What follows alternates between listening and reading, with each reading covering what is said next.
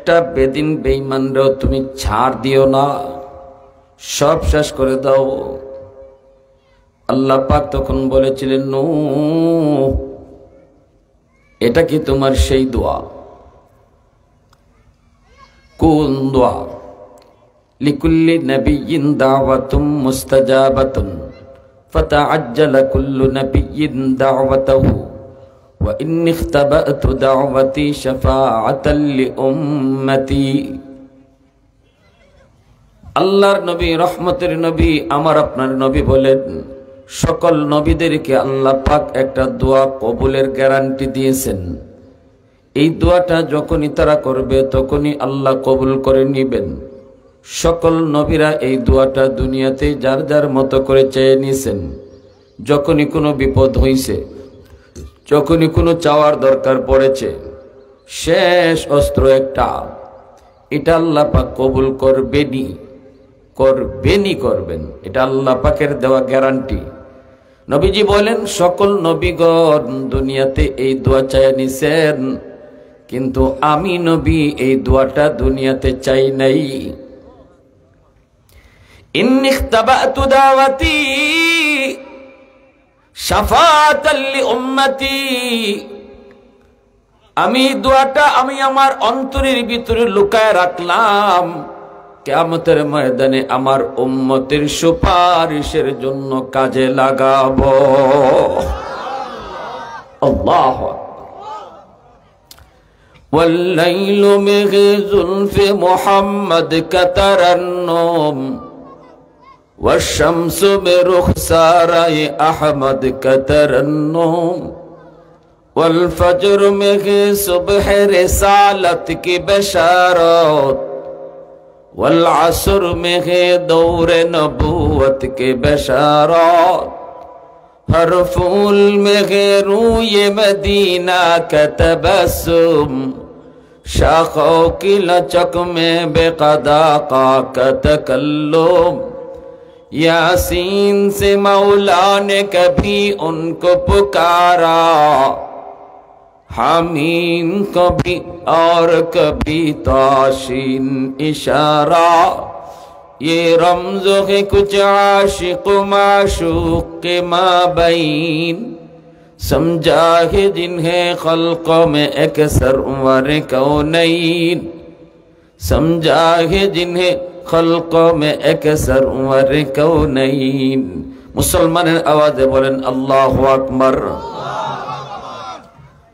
নবীজি বলেন, উম্মতের দল, সকল নবীগণ এই দোয়াটা দুনিয়াতেই তারা চায় নিছেন, কিন্তু আমি নবী চাই নাই। কিয়ামতের মাঠে আল্লাহর কাছে উম্মত যদি বিপদে পড়ে যায়, আমার উম্মতের জন্য আল্লাহর কাছে ওই দোয়াটা চাইবো। সুবহানাল্লাহ। যখন দেখবো আমার কোনো কিছুতেই কাজ হয় না, তখন আমি ওই শেষ অস্ত্রটা আল্লাহর কাছে ব্যবহার করব। সুবহান। নূহ নবী কয়, মালিক সবাইকে তুমি শেষ করে দাও, আল্লাহ কাউরে রাখো না, কাউরে রাখো না। আল্লাহ পাক বলে, নূহ এটা কি সেই দোয়া? নূহ নবী কয়, হ্যাঁ এটা সেই দোয়া যেটা তুমি কবুল করার গ্যারান্টি দিয়েছো। আল্লাহ কই, তাহলে ঠিক আছে, ফাইনাল, সব শেষ করে দিব। তুমি তোমার ইমানদার মুমিন যারা অল্প কজন ইমান এনেছে, মুমিন হয়েছে, তাদেরকে নিয়ে তুমি একটা নৌকা বানাও। এই নৌকার মধ্যে, জাহাজের মধ্যে উঠে নিরাপদ জায়গায় তুমি চলে যাও। तमाम দুনিয়া আমি পানির নিচে ডুবাই দিয়ে সব ধ্বংস করে দিব, কাউকে আমি রাখবো না। কিন্তু এর আগে কিছু পাতিল বানাও, মাটি দিয়ে কিছু পাতিল তুমি তৈরি করো। নূহ নবী মাটি দিয়ে কিছু পাতিল বানাইলেন। আল্লাহ পাক বলতেছেন, মনের মাধুরী দিয়ে তুমি বানাও, যেভাবে তোমার মন চায় সেভাবে বানাও, যদ্দূর তোমার ব্রেইনে কুলায়, যদ্দূর তোমার মনের খাহেশ তুমি বানাও। নূহ নবী বিভিন্ন ডিজাইনে তুমি পাতিল বানাইতে লাগলেন, মাটি দিয়ে তিনি পাতিল বানালেন।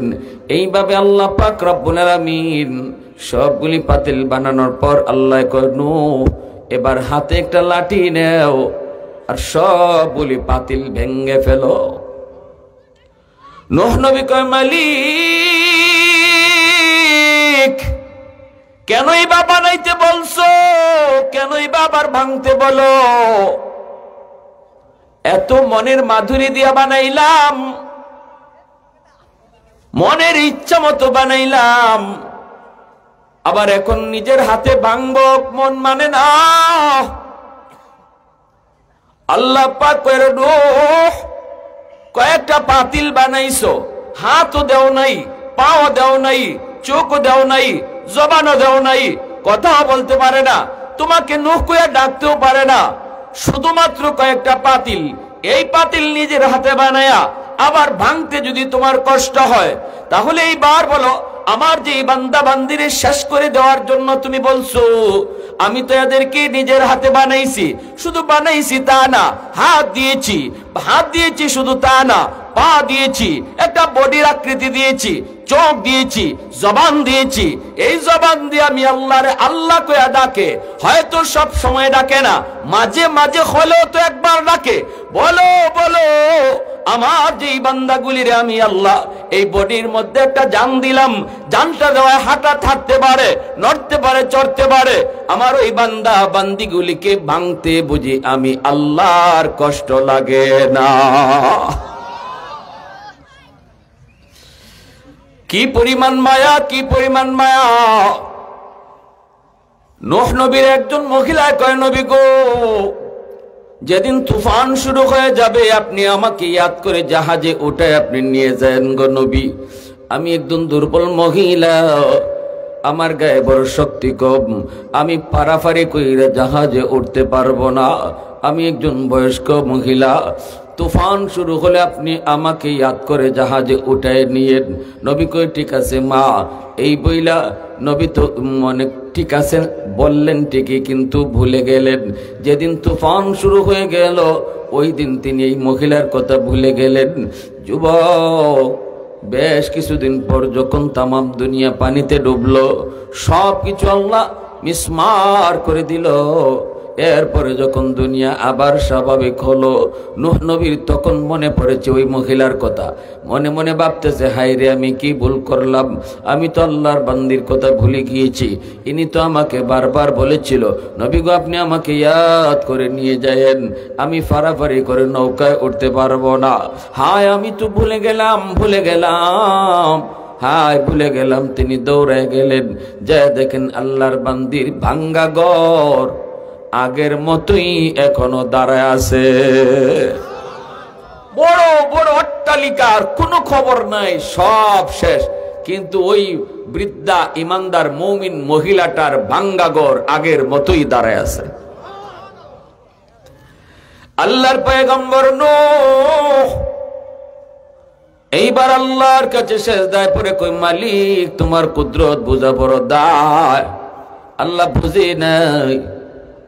এইবার তিনি ডাক দিলেন, মা, ও মা, মা। মহিলা ঘরের ভিতর থেকে আওয়াজ দেয়া কয়, নবী গো তুফান কি শুরু হয়ে গেছে নাকি? এইদিকে তুফান শেষ, তামাম দুনিয়া পানির নিচে ডুবলো, মহিলার খবর নাই। মহিলায় কয়, নবী গো তাহলে তুফান কি শুরু হয়ে গেছে নাকি? আল্লাহ নবী সাজদায় পড়ে আল্লাহর কাছে কান্দে আর কয়, মালিক কিছুই তো বুঝলাম না, তোমার কুদরত বোঝা বড় দায়, আল্লাহ একটু বুঝায় কও কি হয়েছে। এই মহিলার তো কোনো খবরই নেই, সে তো টেরই পাইল না, এত বড় তুফান গেল, এত বড় জলোচ্ছ্বাস গেল, তামাম দুনিয়া তুমি সবকিছু মিসমার করলা, পানিতে ডুবায় সব শেষ করে দিলা, অথচ তোমার বান্দি খবরই পাইল না। আমারে আরো জিজ্ঞেস করে তুফান কি শুরু হয়ে গেছে নাকি? মালিক একটু কও, একটু বুঝায় দাও, আমি তো বুঝি না। আল্লাহ তখন কয়ে, রে নূহ, আমার বান্দি এত করে তোমারে কইছিল ইয়াদ কইরা নিয়ে যাইতা, ভুলে গেছো, ভুলে গেছো।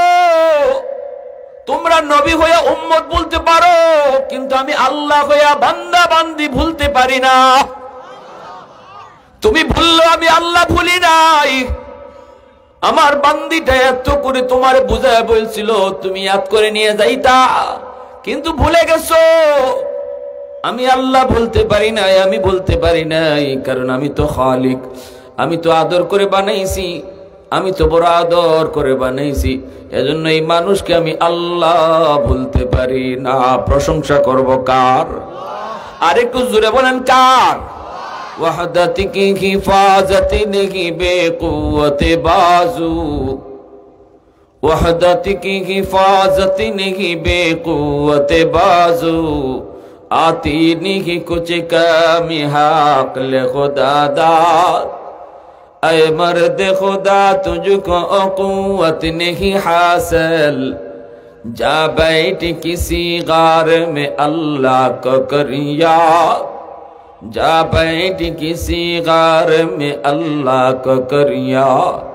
ये सच है कि बातिल की तरफदार नहीं हम, गद्दार न समझो हमें गद्दार नहीं हा, फूलों की तो नरम मिजाज अपना है नजर, हम तीरी नहीं नेज़ा व तलवार नहीं हा, हम तीरी नहीं नेज़ा व तलवार नहीं हा। मुसलमानेर आवाज़े कहो अल्लाहु अकबर।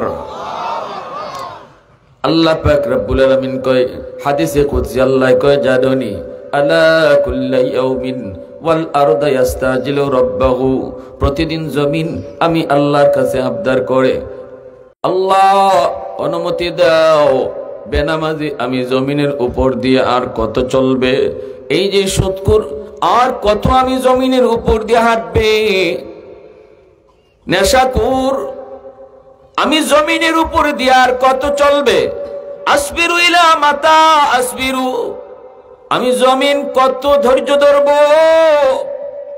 আর কত ধৈর্য ধরব, আবদালু ইবনা আদম ফি কারি, আল্লাহ তুমি যদি অনুমতি দাও ওই বেনামাজিকে আমি জমিন গিলে ফেলবো, সুদখোরকে আমি জমিন গিলে ফেলবো, ঘুষখোরকে আমি জমিন গিলে ফেলবো, ওই যে দেখো না বেপরদায় চলে তারে আমি জমিন গিলে ফেলবো, আল্লাহ নেশাখোরকে আমি জমিন গিলে ফেলবো, জিন্দা তারে দাফন করে ফেলবো, আমি জমিনের উপর দিয়া বেনামাজির পায়ের বোঝা আর কত আমি জমিন সহ্য করব, তার পায়ের লোড আর কত নিব গো মালিক, ও মালিক কও না ধৈর্য ধরবো তো আর কত কাল, কত কাল।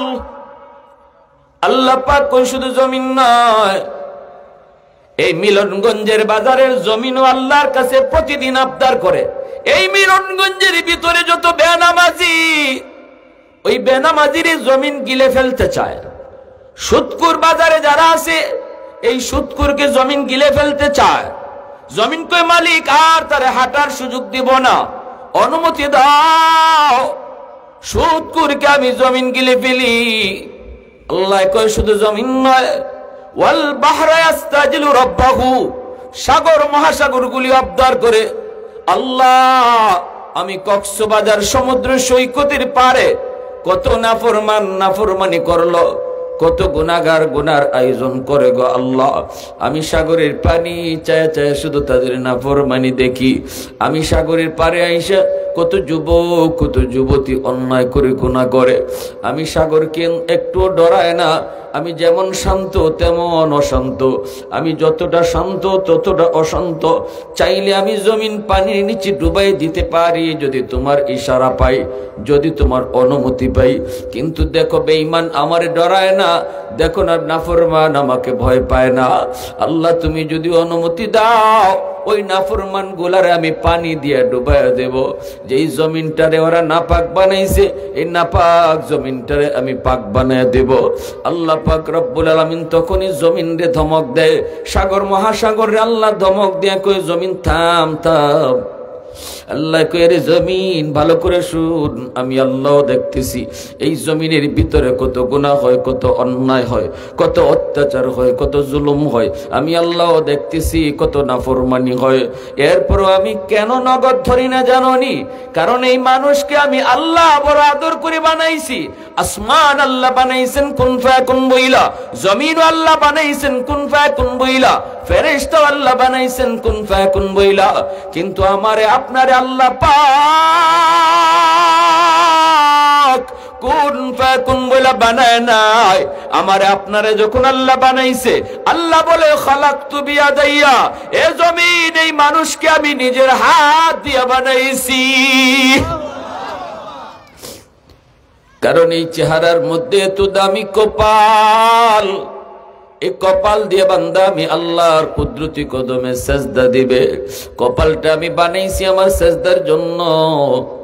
এই কপাল ফেরেশতাদের হাতে বানাইলে হয় না, এই কপাল আদেশ দিয়ে বানাইলে হয় না, এই কপালটা আমি আল্লাহ নিজের হাত দিয়ে বানাইছি। এজন্য আল্লাহ পাক করে জমিন শুন শুন, আমার আর আমার বান্দা বান্দির মাঝখানে তোমরা কেউ নাক গলাবা না।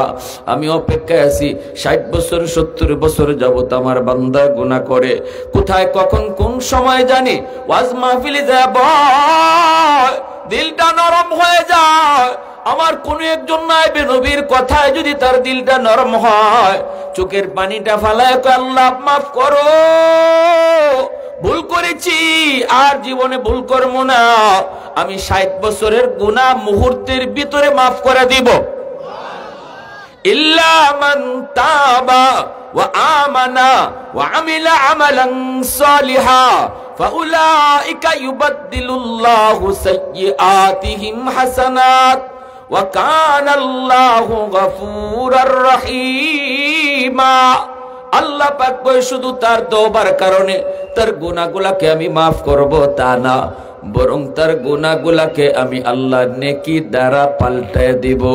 তার গুনাহ যদি পাহাড় পরিমাণ হয়, তওবার দ্বারা আমি তার গুনাহকে পাহাড় পরিমাণ নেকি বানায়া দিব। গুনাহ যদি সাগর পরিমাণ হয়, আল্লাহু আকবার জোরে কোন, গুনাহ যদি সাগর পরিমাণ হয়, আমার বান্দার তওবার কারণে সাগর পরিমাণ গুনাহকে আমি সাগর পরিমাণ নেকি বানায় দিব। আল্লাহু আকবার জোরে কও, মুসলমানের আওয়াজে কও আল্লাহু আকবার। হয় নাই আরো জোরে আল্লাহু আকবার। এজন্য আল্লাহ পাক রব্বুল আলামিন জমিনে ধমক দেয়, সাগর মহাসাগরকে ধমক দেয়। আল্লাহ পাক রব্বুল আলামিন কই জানোনি, জমিনে যতদিন 4 দল থাকবে আমি জমিন টিকায় রাখবো।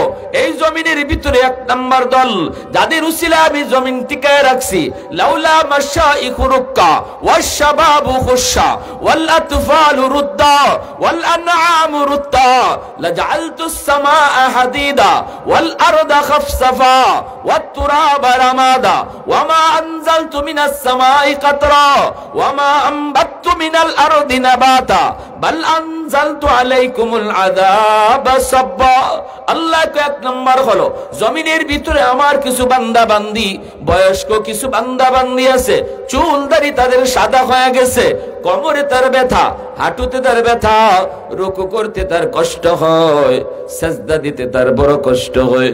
কিন্তু আমার বান্দা কষ্ট হলো সে কষ্ট কইরা আমি আল্লাহকে সেজদা দেয়, কোমরটা তার সেইরা যায়, রগটা তার সেইরা যায়, এরপর আমি আল্লাহরে রুকু করে, অসুস্থ অবস্থায় কষ্ট হয় নামাজ পড়তে, এরপরও নামাজ পড়ে।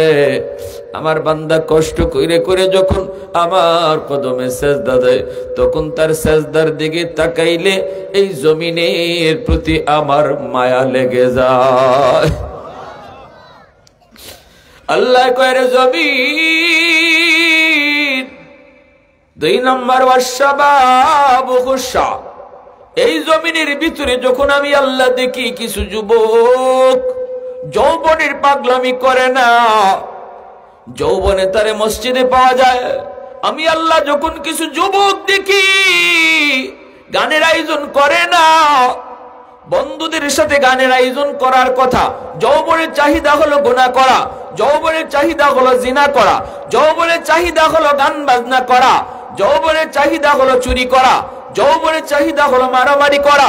কিন্তু আমি যখন দেখি এই জমিনের ভিতরে কিছু যুবক না যৌবনে মারামারি করে না, যৌবনে বেয়াদবি করে না, বাপ মার সাথে বেয়াদবি করে না, না মুরব্বীদের সাথে বেয়াদবি করে না, উলামায়ে কেরামের সাথে বেয়াদবি করে না, তারে যৌবনে মসজিদে পাওয়া যায়, যৌবনে ওয়াজ মাহফিল করাইতে দেখা যায়, যৌবনে তাফসীর মাহফিল করাইতে তারে পাওয়া যায়। আমি আল্লাহ যখন দেখি যৌবনে তার মাথায় টুপি, আমি যখন দেখি যৌবনে তার মুখে দাড়ি, তখন এই যুবকের দিকে তাকাইয়া এই জমিনের প্রতি আমি আল্লাহর মায়া লেগে যায়।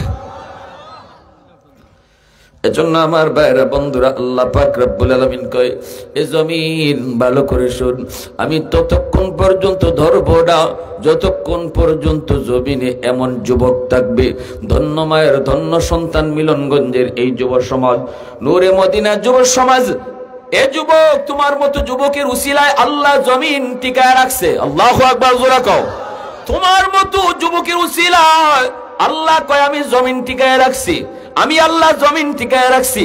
আসমান আসমানের জায়গায়, জমিন জমিনের জায়গায় দাঁড় করে রাখছি। যেই পরিমাণ মানুষের গুনাহ এই পরিমাণ গজব নাই, যেই পরিমাণ মানুষের গুনাহ এই পরিমাণ আযাব নাই। তালিকা যদি তৈরি করা হয়, সমাজের তালিকা তৈরি করলে দেখা যাবে বেনামাজির সংখ্যা বেশি, নামাজির সংখ্যা কম। ঘরের ভিতরে যদি তালিকা করি, ঘরের সদস্যদের ভিতরে যদি আমরা গণনা করি, সেখানেও দেখবো বেনামাজির সংখ্যা বেশি, নামাজির সংখ্যা কম। আওয়াজ দিয়া বলো ঠিক কিনা? এরপরে আল্লাহ কয়, এরপরে আমি গজব দেই না। গুনাহ গজব টানে, গুনাহকে গজব টানে, গজব আসতে চায়। কিন্তু আমি যখনই দেখি কিছু যুবক জমিনের ভিতরে এমন আছে যৌবনের পাগলামি করে না, যৌবনে তার কলিজার ভিতরে আমি আল্লাহর প্রেম জমায় নেই, ওই যুবক যখন জমিনে আমাকে সেজদা দেয়, তখন এই গজবের আগে আমার রহমত চলে যায়। ইন্না রহমাতি সাবাকাত আলা গজবি, তখনই আমার গজবের আগে রহমত চলে যায়। যেরকম সুবহানাল্লাহ। একটু মহব্বতের সাথে মাওলা পাকের জিকির করি, লা ইলাহা ইল্লাল্লাহ। আওয়াজ দিয়া, লা ইলাহা ইল্লাল্লাহ।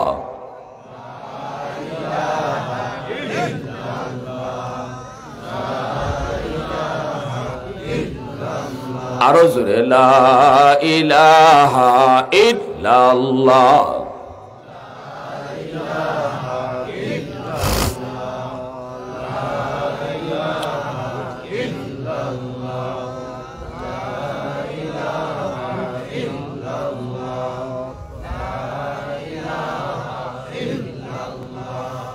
লা ইলাহা ইল্লাল্লাহ।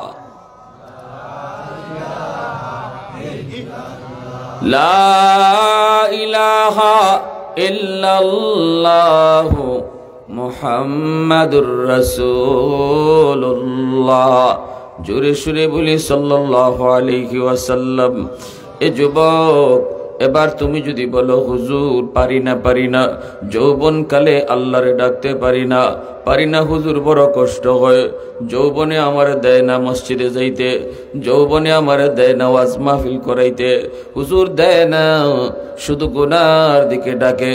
তাহলে আমি বলবো যুবক, সর্ব জায়গায় সর্বক্ষেত্রে যদি তুমি তাকাও, সব জায়গার সব সেক্টরে আল্লাহ পাক কিছু না কিছু যুবককে দিনের লাইনে রাখছেন। আজকে তুমি পুলিশ ডিপার্টমেন্টে গেলেও দেখবা কিছু পুলিশ যুবক নামাজ পড়ে, রেবে যাও সেখানেও দেখবা কিছু যুবক নামাজ পড়ে, আর্মিতে যাও যে দেখবা কিছু যুবক যৌবনে সে নামাজ পড়ে দাঁড়িয়ে রাখছে, টুপি মাথায় দেয়। যদি ওই যুবকে যৌবনে পারে আল্লাহরে ডাকতে, তুমি কেন পারবা না? যদি এমন এক কাজ হয় যেটা কেউ পারে না, একজনেও যদি পারে, বোঝা গেল পারা সম্ভব। আমি ঢাকা ইউনিভার্সিটিতে গেলাম, বন্ধু আমারে ডাকলো, দোস্ত ইউনিভার্সিটিতে আসো। আমি ঢাকা ইউনিভার্সিটিতে গেলাম, আমার একজন দোস্ত ঢাকা ইউনিভার্সিটিতে পড়ালেখা করে, সেখানে গেলে পরে জোহরের নামাজটা আদায় করলাম মসজিদে। ইউনিভার্সিটির ভিতরে মসজিদ, এই মসজিদে জোহরের নামাজটা আদায় করলাম। নামাজটা পইরা যখন বের হলাম, দোস্তের সাথে মুসাফা হলো। এরপরে দেখি দোস্তের পাশে আরেকজন যুবক দাঁড়ায় আছে, মাথায় তার সাদা পাগড়ি, পরনে তার সাদা জুব্বা, মুখে নবীর সুন্নতি দাড়ি, চেহারার মধ্যে যেন নূর চমকাইতেছে, এত সুন্দর। আমার সাথে মুসাফা করলো, মুস্কি হাসি দিয়া দেওয়া সুন্নত, সুন্নত তরিকায় হাসি দিয়া মুসাফাটা করলো। আমার দোস্ত কয়, দোস্ত দেখা তোমার কেমন মনে হয়? আমি বললাম, হয় কোনো মাদ্রাসায় পড়ে নতুবা পড়ায়। দোস্তই কয়, না রে দোস্ত, জীবনেও কোনোদিন মাদ্রাসায় পড়ে নাই, তবে ফ্যামিলিটা হলো ধার্মিক ফ্যামিলি, বাবাও দিনদার, মাও দিনদার। মাও তারে শিশুকালে দিন শিখাইছে, বাবাও তারে দিন শিখাইছে। এজন্য মা বাবা সন্তানের জন্য সর্বপ্রথম শিক্ষক, ঘর হলো তার প্রথম বিদ্যালয়। বাপ মা তারে শিশুকালে দিন শিখাবে, মা বাবা তার প্রথম শিক্ষক। এজন্য কলেমা মা শিখাবে, নামাজ বাবাই শিখাবে, এমনি ভাবে খাওয়ানোর দোয়া বাপ মা শিখাইবে, ঘুমের দোয়া মা বাবা শিখাইবে। ঠিক কিনা জোরা কও? খাওয়ানোর দোয়াটা বাপ মা শিখাও, ঘুমের দোয়াটা বাপ মা শিখাও, কালেমা বাপ মা শিখাও। বাপ মার কাছ থেকে শিশু সন্তান কি আশা করে? এগুলো আশা করে। সালাম কালামটা বাপ মা সন্তানকে শিখাও। মুরব্বি দেখলে সালাম দিতে হয়, এটা কেমনে দিতে হয়? আগে বাবা সন্তানরে সালাম দাও, সন্তানরে সালাম দিয়ে শিখাও। বাবা ঢুকো, ঘরের ভিতরে ঢুকো, আসসালামু আলাইকুম ওয়া রাহমাতুল্লাহ কইয়া তুমি ঘরে ঢুকো, তোমার শিশু বাচ্চারা সালাম শিখবে। ঠিক না? এটা বাপ মার দায়িত্ব, বাপ মার দায়িত্ব, এটা সন্তানের পাওনা, বাপ মার কাছে সন্তানের পাওনা। শিশুকালে আমার একটা ঘটনা মনে আছে। আমার আব্বার পাশে আব্বার একজন বন্ধু আসছেন আমাদের বাড়িতে, আমাদের ঘরে। তো আমি বাচ্চা তখন আব্বার কাছে গেছি, সালাম দেই নেই। আব্বা বলতেছে, বাবা একজন মেহমান এখানে বসা, তাও তোমার আব্বুর বন্ধু, সালাম দিলা না? তা আমি বলতেছি আসসালামু আলাইকুম রহমতুল্লাহ। তখন আব্বা বলতেছে, না তোমার এই সালাম আমি নেব না, তুমি রুম থেকে বের হও, আবার রুমে ঢুকো, সালাম দিয়ে ঢুকো। তখন আব্বার বন্ধু যিনি আমার আঙ্কেল, এনে কইতেছে, ভাই বাদ দেন, শিশু বাচ্চা, ছোট বাচ্চা বুঝে না, সালাম তো দিছেই, বাদ দিয়া দেন, হ্যাঁ তো সালাম দিছে। আব্বা বলতেছে যে না, এখন যদি সালামটা আমি নেই তাহলে এটা সারা জীবন মনে থাকবে না, আর যদি তার রুম থেকে বাইর করি আবার সালাম দেওয়ায় ঢুকাই, সারা জীবন ইয়াদ থাকবে। বাবা হওয়া সহজ, আদর্শ বাবা হওয়া কঠিন। ঠিক না? ওই দিন যে আব্বা আমার রুম থেকে বাইর করছিলেন, সালাম দিয়া ঢুকাইছিলেন, যার কারণে আজ 35 বছর পরেও এই ঘটনা আমার মনে আছে। কিরে ভাই,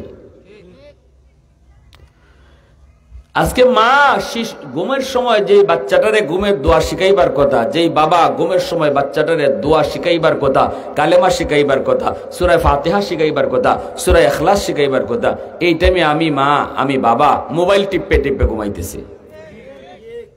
ঠিক না? সন্তানের ভবিষ্যৎ অন্ধকার করতেছি আমি মা, আমি বাবা। আমি বাপ মার ভুল সিদ্ধান্তের কারণে, বাপ মার নিজের রং চলার কারণে আমার সন্তানের ভবিষ্যৎ অন্ধকার হচ্ছে। আর এর জন্য দায়ী আমি বাপ মা। এজন্য কিয়ামতের মাঠে সন্তান বাপ মার বিরুদ্ধে আল্লাহর আদালতে মামলা দিবে, সন্তান মামলা দিবে। রব্বানা আতিহিম দিফাইনি মিনাল আযাব ওয়ালআনহুম লানান কাবীরা। ও মালিক, আমি যদি আজ জাহান্নামী হই, আমার জাহান্নামে যাওয়ার পিছনে আমি নিজে একা শুধু দায়ী না, আমার বাপ মা দায়ী। সন্তানে কইব, আমার মা আমার বাবাকে সামনে আলো, এরা আমাকে ঘরে কি শিখাইছে একটু জিগাও, তোমার পরিচয় আমাকে শিখাইলো কি না। আল্লাহ, খাইতে বসলে যদি আম্মায় কইতো বাবা ডান হাতে খাও, বিসমিল্লাহ কইয়া খাও, বিসমিল্লাহ কইয়া খাও, আমি জিগাইতাম মা ডান হাতে খাইলে কি হয়, তখন মা কইতো আল্লাহ খুশি হয়, তখনই আমি মালিক তোমাকে আমি চিনতাম। ঠিক না? শিশু বাচ্চারা কিন্তু খুব বেশি বেশি বাপ মারে প্রশ্ন করে। আপনি কইবেন, হে খালি প্রশ্নই করবো, বাবা ডান হাতে খাও, বাচ্চা কইব আম্মা ডান হাতে খাইলে কি দাওয়ায়, আল্লাহ খুশি হয়। বাচ্চা কইব আল্লাহ খুশি হইলে কি হয়? আল্লাহ কেডা? তা আল্লাহ তোমারে আমারে সব জাহান কায়নাত যিনি বানাইছে তিনি আল্লাহ। ওই যে এক কথায় আপনি আল্লাহর পরিচয়টা বাচ্চারে শোনাইছেন, এই শিশু বাচ্চার ব্রেইনের মধ্যে এই আল্লাহর পরিচিতি রেকর্ড হয়ে গেছে। এটা মরণ পর্যন্ত এই বাচ্চার ব্রেইনে থাকবে আল্লাহ কারে কয়, আল্লাহু আকবার, জোরে কর। কারণ শিশুকালটা হলো কাদামাটির মতো, যা লিখবেন তাই লেখা হবে। মাটি যদি শক্ত হয় লিখতে চাইলেও লেখা যায় না। এজন্য মানুষের জীবনের ফাউন্ডেশন হলো শিশুকাল। শিশুকালটা যার যত ধর্মীয় বিধানের উপরে, ধর্মীয় রীতিনীতির উপরে, ধর্মীয় কালচারে যে বাচ্চাটার শিশুকালটা গড়ে ওঠে, এই বাচ্চার জীবন ততটা ধর্মের উপরে মজবুত হয়। আর আমরা শিশুকালটা একদম অবহেলায় নষ্ট করি। মা টেলিভিশন দেখতেছে, বাচ্চারে লইয়া দেখতেছে। বাপে নাইস গান দেখতেছে, বাচ্চারে লইয়াই দেখতেছে, ঠিক না? অথচ আমার বাচ্চা দুনিয়াতে আসছে মঈনুদ্দিন চিশতির মতো ওলি হইয়া। এটা আল্লাহর রাসূলের হাদিস, কুল্লু মাউলুদিন ইউলাদু আলাল ফিতরা ফাআবাওয়াহু ইউহাব্বিদানিহি আও ইউনাসসিরানিহি আও ইউমাজ্জিসানিহি। রাসূল বলেন, সকল সন্তান দুনিয়াতে আসছে আল্লাহর ওলি হইয়া। এরপরে তার বাপ মার ভুল সিদ্ধান্তের কারণে তার ওলায়ত নষ্ট হয়, তার বুজুর্গি নষ্ট হয়। নতুবা আমার বাচ্চা আব্দুল কাদের জিলানী হইয়া দুনিয়া আইছে, এটা রাসূল কইতেছেন, সে কবরেও যাবে জিলানী হইয়া, যদি বাপ মার সিদ্ধান্ত সঠিক হয়। আমার ভাইয়েরা বন্ধুরা জন্য বলি, বাচ্চাটার সামনে ঘরটারে তুমি ধর্মীয় কালচারে গড়ে তুলো, সালাম কালামের আমল ঘরে তৈরি গড়ে তুলো। মা স্বামী স্ত্রীর সালাম দাও, স্ত্রী স্বামীর সালাম দেখ, বাপরে সালাম দাও সন্তানে, মারে যে সালাম দাও, ঘরে ঢুকো, মুসাফা করো। এই দৃশ্যগুলো আমার শিশু বাচ্চা দেখুক, সে শুনুক। এই দেখা শোনাটা তার দিল আর দিমাগের ভিতরে শিশুকালে রেকর্ড হইতেছে, রেকর্ড। বড় হওয়ার পরে তারে শিখাইতে হবে না মুসাফা, হে শিশুকাল থেকে মুসাফা দেখে শিখছে, ঠিক না? জোরে কর। সালাম শিখাইতে হবে না, সালাম শূন্য শূন্যই শিখছে। এজন্য ধর্মীয় কালচারে আমার আপনার ঘরটা সুন্দরভাবে সাজাইতে হবে। আমার দোস্ত কইতেছে, দোস্ত এই যে তোমার সাথে মুসাফা করলো, এত সুন্দর তার চেহারাটা, নুরানি চেহারা, মাথায় তার সাদা পাগড়ি, পরনে তার জুব্বা, এই লেবাস দেখে তুমি মনে মনে ভাবতেছো সে কোনো মাদ্রাসায় পড়ে, নতুবা মাদ্রাসায় পড়ায়। না রে দোস্ত, সে মাদ্রাসায় পড়ে নাই, শিশুকাল থেকেই সে স্কুলে পড়ছে। কিন্তু তার মা বড় ধার্মিক, বাবাও বড় ধার্মিক, ঘরের পরিবেশটা ছিল ধর্মীয় পরিবেশ, ধর্মীয় কালচারে সে বড় হয়েছে। এজন্য এই বাচ্চাটা, এই যুবকটা শিশুকাল থেকেই সে ধর্মের উপরে মজবুত। কলেজে পড়ে তখনও নামাজ ছাড়ে নাই, আজকে ঢাকা ইউনিভার্সিটিতে ভর্তি হলো, জন্মদারি, এখনো তার মুখে জন্মদারি, একবারের জন্য দাড়ি কামায় নাই। আল্লাহু আকবার, জোরে কও। স্কুলে পড়লো, অথচ মুখে তার জন্মদারি, চাপায় জন্মদারি, দাড়ি একবারও কাটে নাই। ঢাকা ইউনিভার্সিটিতে ভর্তি হয়েছে। এমন মেধা, মেধা তো হবেই, মেধা হবে না মানে?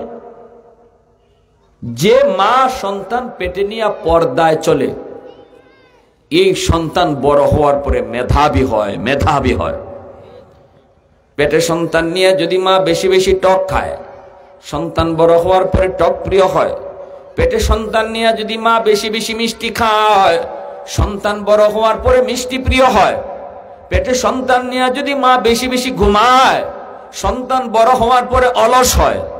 পেটে সন্তান নিয়ে যদি মা টুকটাক কামকাজ করে, এই সন্তান বড় হওয়ার পরে কর্মঠ হয়।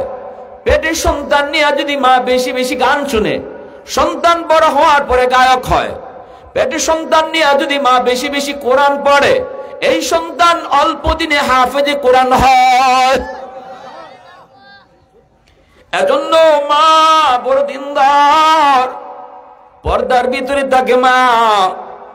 ও যুবক, ওই মা পর্দার ভিতরে সন্তানকে নিয়ে রাখছে, নিজেও পর্দার ভিতরে চলছে, যার কারণে মেধা তার ভালো।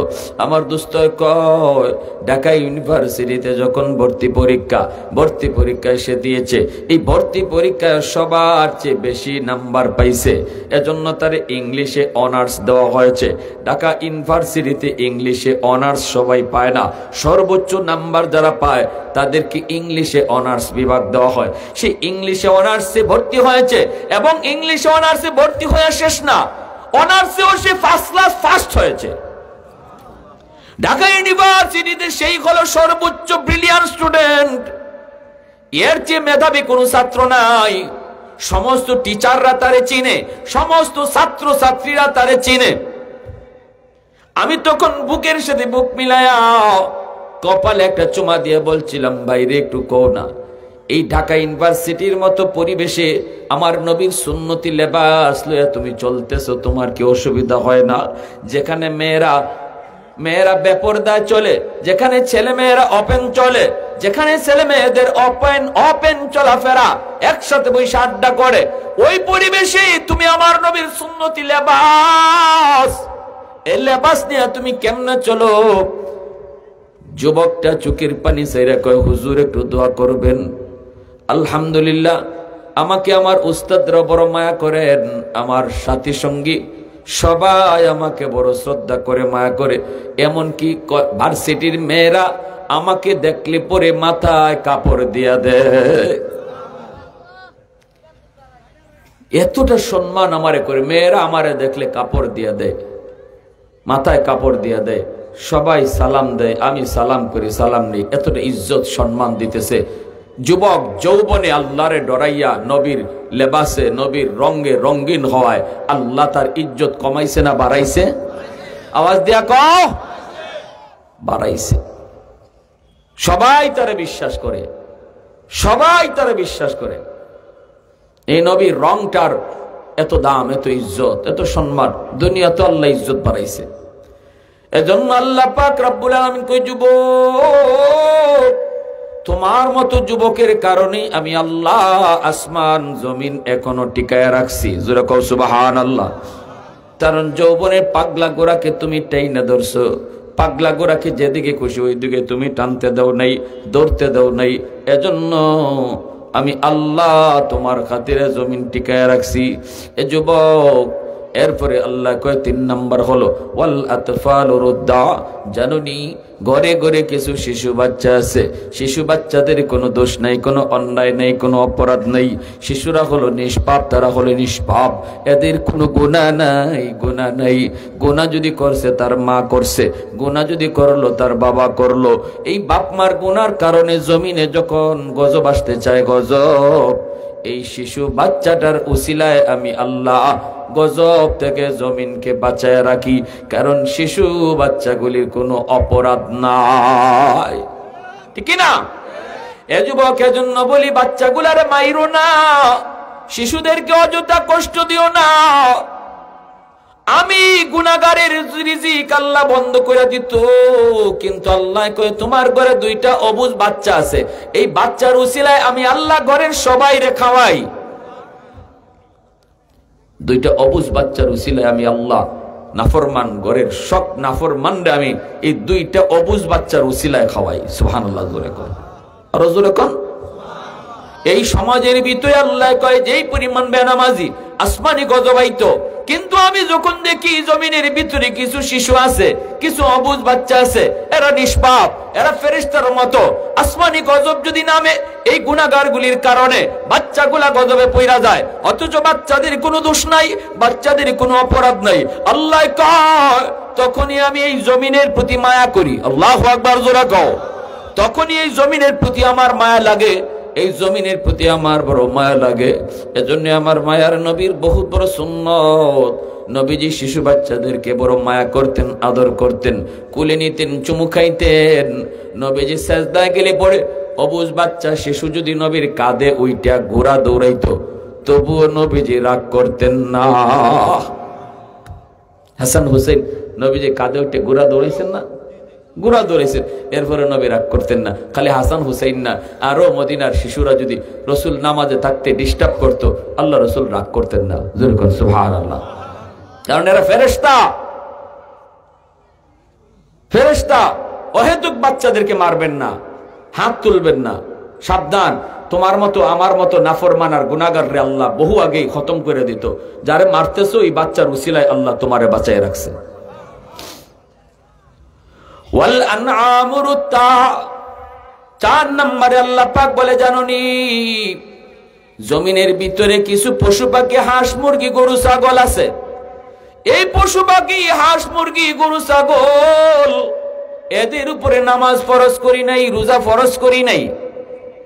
মানুষের গুনার কারণে জমিনে গজব আসতে চায়, কিন্তু হাঁস মুরগি গরু ছাগল এরা তো কোনো গুনাহ করে নেই, এদের তো কোনো অপরাধ নাই। যখনই আমি আল্লাহ দেখি এই গজবের ভিতরে হাঁস মুরগি গরু ছাগল পশু পাখিগুলো পইরা যায়, তখনই জমিনের প্রতি আমার মায়া লাগে। এজন্য গরু ছাগল অহেতুক মাইরেন না, খামোখা মারবেন না, গরু ছাগলের উপরে হাত উঠাইবেন না। এরা পশু খামোখা মারবেন না, যদ্দূর না পারা যায় মাইরা সামলাইতে মারবেন না। কারণ আল্লাহ হাদিসে কুদসিতে আল্লাহ নিজে কয়, তোমার মতো নাফরমান বহু আগে আমি আল্লাহ তোমার রিজিক বন্ধ করে দিতাম, তোমার চলার ক্ষমতা বন্ধ করে দিতাম। আসমানি গজব আইতো, তোমার গুনার কারণে গজব আইতো চায় ধেয়ে আইতো পারে না ওই গরুটার কারণে। সুবহানাল্লাহ। তোমার গুনার কারণে গজব ধেয়ে আসতে চায়, আসে না ওই ছাগলটার কারণে, যে ছাগলটারে মারছো খামোখা। কষ্ট হইতেছে আপনাদের? কি ভাই কষ্ট হইতেছে? হাকিমুল উম্মত মুজাদ্দিদ মিল্লাত মাওলানা আশরাফ আলী থানভী রহমতুল্লাহ আলাইহি এত বড় হুজুর, এত বড় আল্লাহ ওয়ালা, কিতাব লিখতেন, চিন্তা করে কিতাব লিখতেন না, কলম চলতো কারেন্টের মতো, এমন ভাবে কলম চলতো, ব্রেইনে আল্লাহ ঢাইলা দিতেন। মনে হইতেছে একটা কালেকশন উপর থেকে শুরু হয়েছে, কানেকশন হয়েছে, আর ওনার কলম অটো চলতেছে। নইলে একজন মানুষের পক্ষে জীবনে এত কিতাব লেখা সম্ভব না, চিন্তা করে করে যদি লিখতে হইতো। কোনো চিন্তা নাই, উনি কলম ধরতেন আর কলম চলতো। এই হাকিমুল উম্মত মুজাদ্দিদ মিল্লাত মাওলানা আশরাফ আলী থানভী রহমতুল্লাহ আলাইহি এনার বিবি সাহেব যাইতেছেন বাপের বাড়িতে বেড়াইতে, আর বলতেছেন, স্বামী গো, আমার মুরগি আর মুরগির বাচ্চারে টাইম মতো চাইরো। ফজরের পরে উনি নামাজ পড়ে কিতাব লিখতে বসছেন, এদিকে মুরগির বাচ্চা সারবার টাইম হয়ে গেছে, খবর নাই। মুরগিও চিল্লায়, বাচ্চাও চিল্লায়। হঠাৎ করে ওনার কলম বন্ধ হয়ে গেছে, এখন আর লেখা আসে না। থানভী রহমতুল্লাহ আলাইহি চিন্তায় পড়ছেন, ঘটনাটা কি, লেখা আসে না কেন? বড় পেরেশান, হায় আমার দ্বারা কোনো গুনাহ হয়েছে কিনা, কি ভুল জানি করলাম। সাথে সাথে মনে পড়ছে, হায় রে, ওই যে মুরগির আওয়াজ শোনা যায়। দৌড়ে গেছেন ঘরে গিয়া, যে খাঁচার মধ্যে মুরগি আছিল এই খাঁচাটা খুললে দিছেন, মুরগি বাচ্চাগুলা নিয়ে বাইরেছে। এরপরে তিনি আবার আইয়া অজু করে লেখাত বইছেন, অটো কলম চলা শুরু হয়ে গেছে। ওই যে মুরগিটা কষ্ট পাইতেছিল, আল্লাহ এটা সহ্য করতে পারছে না। আল্লাহ দায়িত্ব আছিল তোমার, এটা আমি, এর খালিক আর মালিক আমি আল্লাহ, মুরগিটারও আমি বানাইছি। বিবি সাহেব দায়িত্ব দিয়া গেছে, একটা হাইওয়ান তুমি আটকায় রাখছো, কষ্ট দিতেছো, এজন্য আমার তরফ থেকে যে নিয়ামত তোমার মাথায় আমি দিতেছিলাম, এই নিয়ামত বন্ধ হয়ে গেছে। আবার যখন এটা পূরণ করছেন, তখন আল্লাহর পক্ষ থেকে নিয়ামত আবার জারি হয়েছে। সুবহানাল্লাহ। একটু চিন্তা করলে বুঝেন যে আমরা কি করতেছি, আমাদের দ্বারা কত অন্যায় হইতেছে। কেন আজকে আমার অসুস্থতা সারে না, আমার বিপদ সারে না, আমার অশান্তি যায় না? কারণটা কি? এমন কত সমস্যায় আমি জর্জরিত, আমার দ্বারা এমন কত ভুল হইতেছে।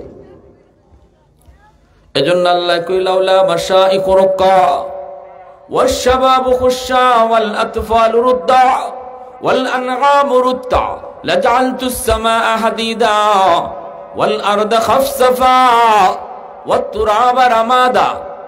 যদি এই চার দল জমিনে না থাকতো, লাজআলতুস সামাআ হাদিদা, আমি আল্লাহ আসমানকে লোহা বানায় দিতাম।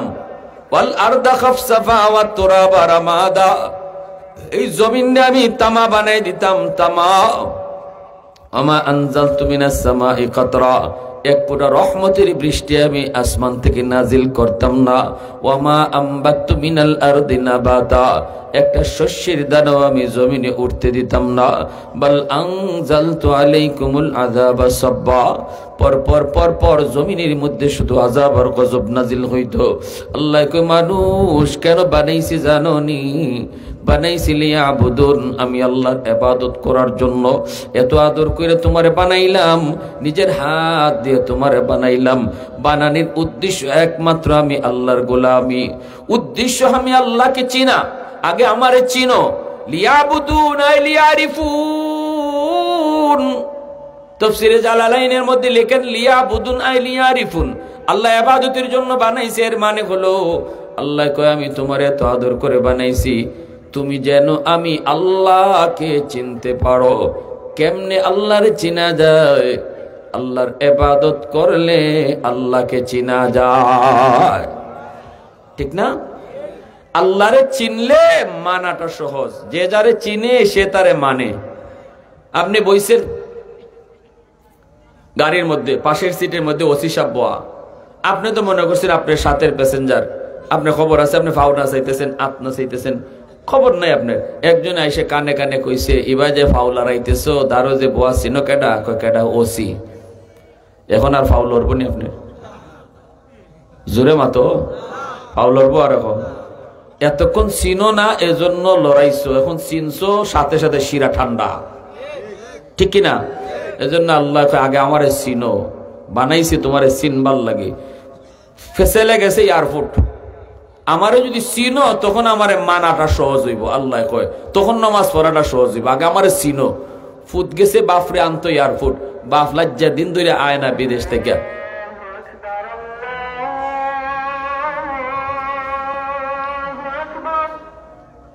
তাহলে আল্লাহ আমাদেরকে বানাইছে কেন লাগে? আল্লাহর গোলামির লাগে। মনে থাকবো না ইনশাআল্লাহ? কার জন্য, কের জন্য বানাইছে আল্লাহ? 5 ওয়াক্ত নামাজ ঠিক মতো পড়তাম, আল্লাহরে মাইন্না চলতাম। কারা কারা রাজি আছে একটু হাত উঠে আল্লাহরে দেখায়। আল্লাহ তুমি কবুল করো, সবাই বলে আমিন। ওয়া আখির দাওয়ানা আলহামদুলিল্লাহি রাব্বিল আলামিন।